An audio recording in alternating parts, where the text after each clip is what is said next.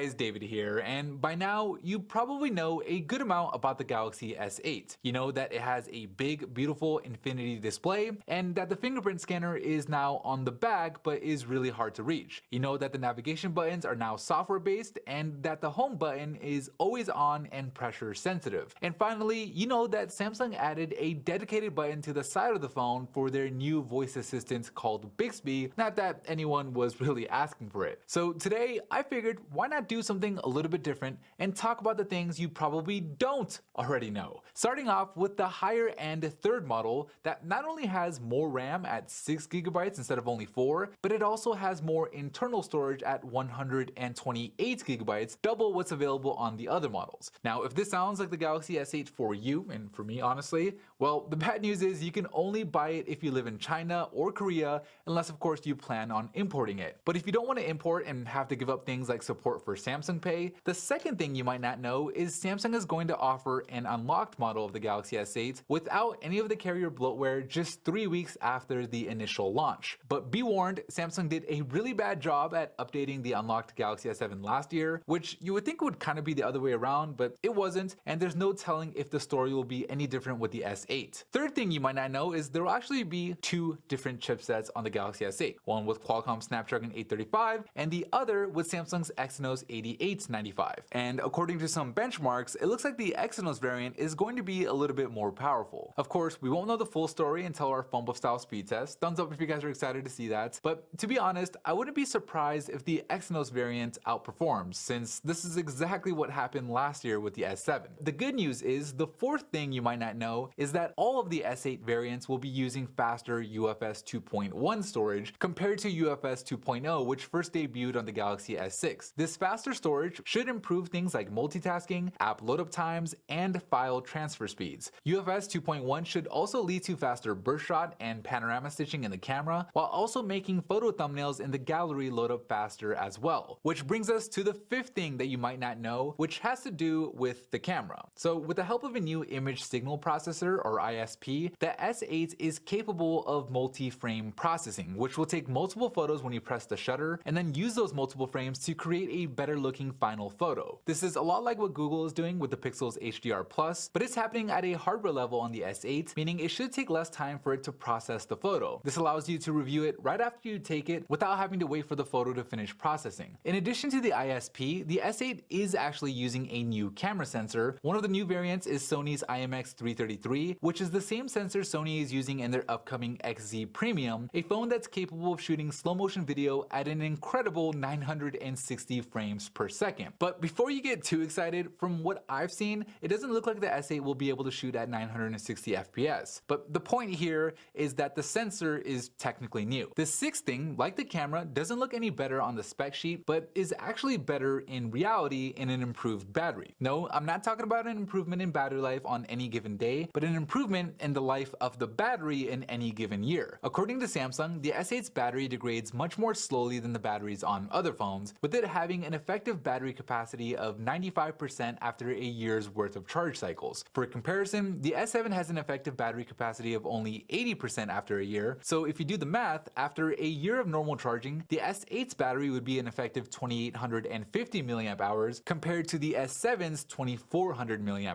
So while the battery life won't be any better than the S7 on launch day, over time the S8's battery should last you a little bit longer. The seventh thing that you may not know is something that does show up on the spec sheet, and that the S8 is the first phone to use Bluetooth 5.0. Now, why does this matter? Well, in addition to having 4 times the range of Bluetooth 4.2, Bluetooth 5.0 also offers 2 times the bandwidth. One of the benefits of this is you can push audio over Bluetooth to 2 different headphones or Bluetooth speakers at the same time. Now, while this is definitely cool, the feature I'm actually more excited about is an option the S8 has to control audio output at an app level. So for example, you can set it so only the audio from your music app outputs over to your Bluetooth speaker, while the rest of the phone's audio, whether it be a Snapchat or a text message ringtone, will come through the phone's speaker itself. The eighth thing that you may not know about the Galaxy S8 is it's also the first phone to support gigabit LTE speeds, which is over double what the S7 could do. Now, for most people, this is overkill, as you probably don't live in an area that supports gigabit LTE, but if you do, then no other phone is going to give you faster data. The ninth thing that you may not know about the Galaxy S8 is Samsung didn't initially plan on putting the fingerprint scanner on the back. It was originally supposed to be under the screen where the pressure sensitive home button is, but apparently they ran into some issues where like things wouldn't have been ready in time, so they opted to put the fingerprint scanner on the back. Now like that sounds like a reasonable excuse, but at the same time I'm not sure why they couldn't have put the fingerprint scanner a little bit lower, but hey, at least Samsung added a gesture that lets you bring the notification shade down by swiping on the scanner. And then finally, the 10th thing that you may not know, or at least there seems to be some confusion about, is no, the S8 doesn't have stereo speakers, okay? It's a single bottom firing mono speaker, and from what I can tell, it's no better than the speaker on the S7,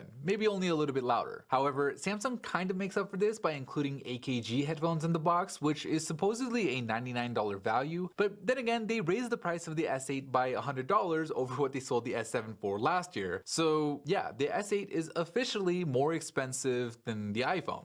Who would have ever thought? Anyways, that is it for me in this video. There will be a bunch of coverage on the S8 coming up soon, so make sure you subscribe if you haven't already. Thank you guys for watching, and as always, I'll see you in the very next episode.